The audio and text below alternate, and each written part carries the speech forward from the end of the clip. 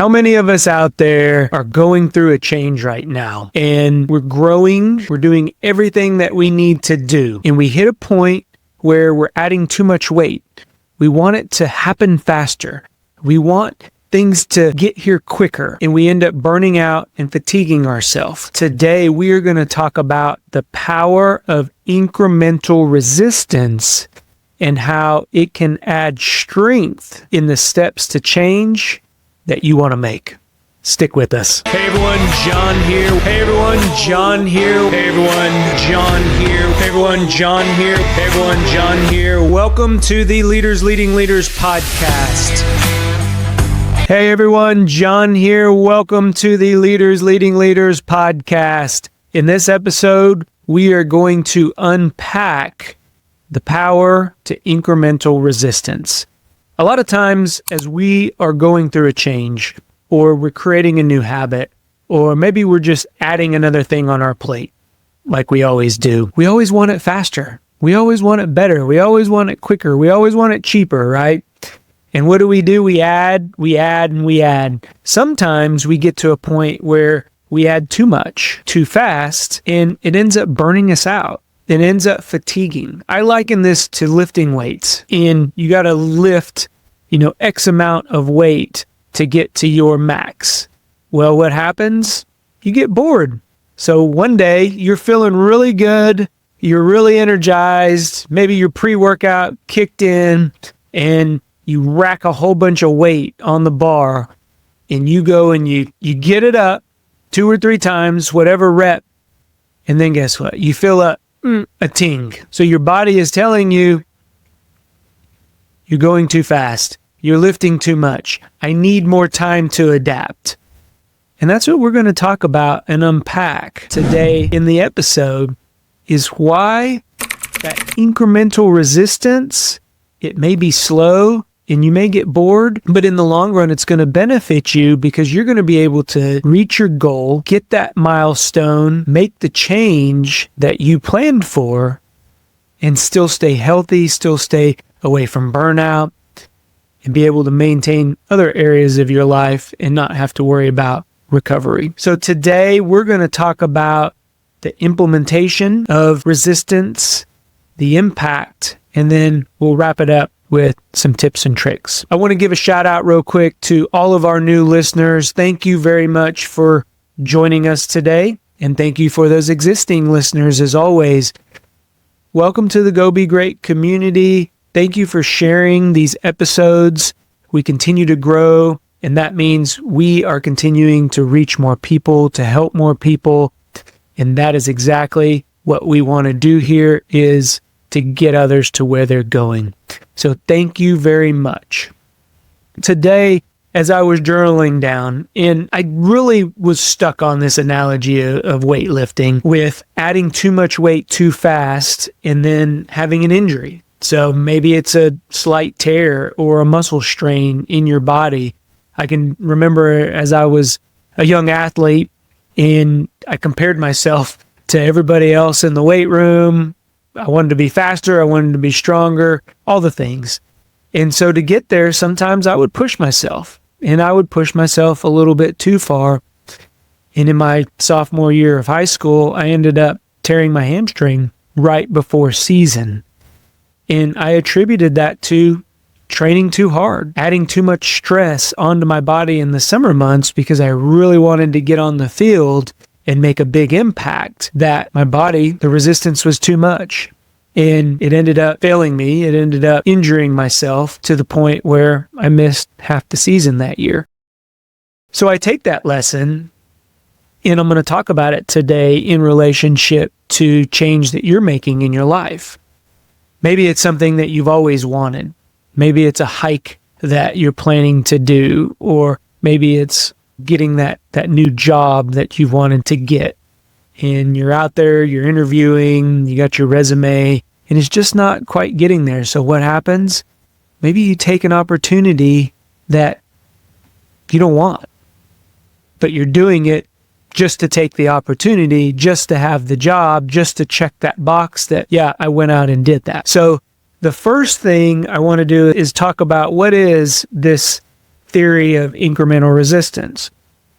And for me, it's always been to start, go before you're ready, but dip your toe into the water and start slow. And then have a plan. So where we're going here is that plan is going to lay out certain milestones. It's going to have a time frame associated with it. And you're going to start out to the point where you're walking and not running. If you want to reach a 10,000 step goal, you might start at that 2,000 to 5,000 step range. Don't jump right into 10,000 steps, because if you grow too fast, you may get injured, you may get sore, and then that next day getting out of that chair probably is not the most pleasant thing to do. So start slow and then have a plan and stick with that plan.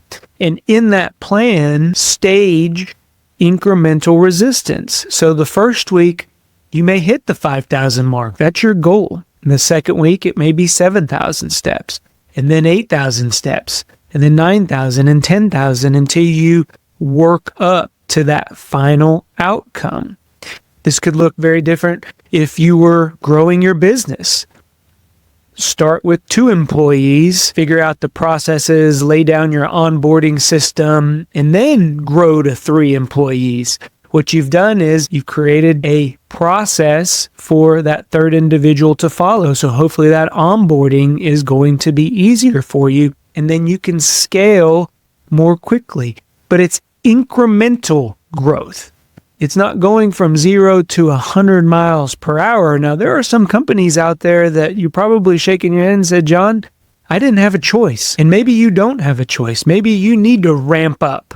Right? You got that side gig going on and you still got your normal 9-to-5 job. And now that side gig has produced some real opportunity there. So you quit your 9-to-5 job and do your side gig full time now. I've seen it. I've witnessed people out there that have been very, very successful. Then I've witnessed people also that now they've cut their 9-to-5 job. So what they were doing for fun in their side gig, now they're dependent on that for money. They're dependent on that for income coming in to make sure you meet payroll, pay the bills, and that added stress, that growing too fast can fatigue you and can burn you out pretty quickly. Hey everyone, John here. I wanted to jump on and quickly talk about my Kickstart the New Year Challenge. If you're feeling stuck, if you're feeling like you got a lot of irons in the fire and you're not really progressing, you're not getting anywhere, maybe you feel lost. I know I did. And over the past decade, I have been working on a coaching program to help myself, and now I want to give it to you. Head on over to thejohnespinosa.com, sign up. You're not going to want to miss it. You owe it to yourself to kickstart the new year. Get going now. Don't wait till January 1 when everybody else is going. Get ahead of the game. You owe it to yourself. Go be great. So whether it's a business plan, an eating plan, a fitness plan, whatever that looks like, have a plan. Make sure to start slow and then incrementally add in resistance to where it's becoming harder and harder. You're still challenging yourself, but you're not stressing your mind, body, or soul. So that's what incremental resistance is. That's the foundation of it. And in the intro, you heard me say, don't double up. I don't know where that came from, to where if we miss a day, we think that we got to double up the next day, like that is going to help. We do that with sleep. We may not sleep very well one night, so guess what? We go to sleep for 10 hours the next day. That's not how sleep deprivation works. And it's not really how anything else works that I've had experience with. If you miss a day, you just miss that day. Don't miss 2 days in a row, but that next day, stick with the plan. Stick with that incremental resistance, and it's going to go a long way with preventing that fatigue and burnout. So what are the benefits? What are the benefits of this resistance over time? The first benefit is your body is adapting. Your mind is adapting. If you are adding in new goals to your schedule, you need time to adapt to that. If you got a personal development plan that you're trying to add into your schedule, even something as small as that, you're going to need time to adapt. So maybe start 10 minutes in the morning and then work your way up to that 30-minute goal. Same thing with waking up earlier. Create that resistance as you move up to whatever goal time that you want to wake up in the morning. Maybe you've decided that you're going to wake up and you're going to go work out. That would be a shock to my system. You have to give yourself time to adapt. And then through that time, you will also build resiliency. And so you will become more resilient. Where something was a really heavy lift at the beginning, now's not going to seem like a big heavy lift. And that's going to be your cue that maybe it's time to add a little bit of resistance there to start pushing yourself again. You're going to have to feel some of this out. I know I talked about the plan, but sometimes take the plan, evaluate, and then you may have to adapt and then execute that new plan. So adaptability and resilience. One of the other benefits that we talked about is that prevention of burnout. So when our body becomes stressed, when we become stressed, when we're adding too much to our plates, we can do it. I know you can do it, but how long can you do it? That's the question. And is it worth your health? Is it worth your family to get that business off the ground and then you don't have anybody to share it for? Whatever you are striving to achieve, sometimes we can put our head down and go so hard towards that, go so fast towards that, that we burn everything else along the way, including ourselves. So one of the benefits of that incremental resistance is that prevention of burnout. And then another really, really important concept here is create small wins. Create those milestones where you can celebrate. And this is going to increase your momentum. It's going to increase your confidence. And in the end, you're going to turn around and you're going to say, yeah, I can do this. I can continue this. Let's add something else to the plan. Let's add something else. New employee. Let's add another 3 hours to my school schedule.